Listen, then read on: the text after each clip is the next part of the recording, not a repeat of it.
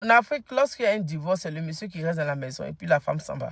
Et souvent, lorsqu'elle va avec ses enfants, le monsieur n'est pas obligé de faire les dépenses. Et lorsqu'il ne fait pas qu'elle veut se plaindre, franchement, les gens disent de laisser tout à Dieu parce que chez nous, là, c'est ça.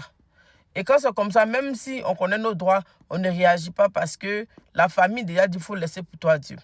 Par contre, aux États-Unis, c'est différent. Tu ne peux pas laisser pour toi Dieu. Parce que les femmes connaissent les droits. Les femmes n'écoutent pas quelqu'un.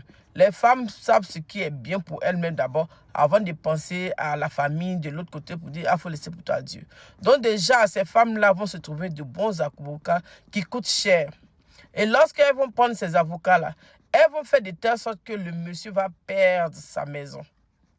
C'est-à-dire que c'est le monsieur, lorsqu'il était dans la maison, il payait l'eau, le courant, la nourriture, tout et tout. C'est lui qui payait même peut-être 90% des charges de la maison. Mais malheureusement, quand il y a divorce, le monsieur va tout perdre dans la maison. Et s'il ne fait pas attention, il va se retrouver dans la rue, il va répondre tout à zéro.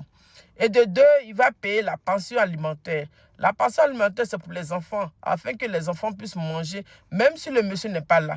Et même, souvent, il y a certaines personnes, ou bien certaines femmes qui sont capables même de ne pas montrer les enfants au monsieur, de cacher les enfants. Pourtant, le monsieur paye la pension, mais elle cache les enfants afin de se venger du monsieur.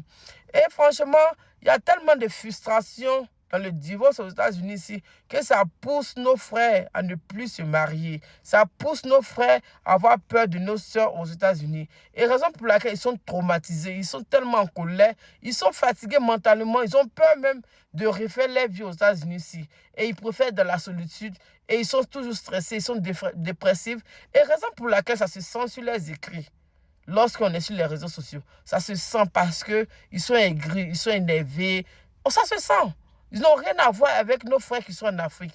Pour eux, là, franchement, ça se sent sur les écrits. Bisous, puis à la prochaine. En tout cas, que Dieu vous fortifie. Bisous.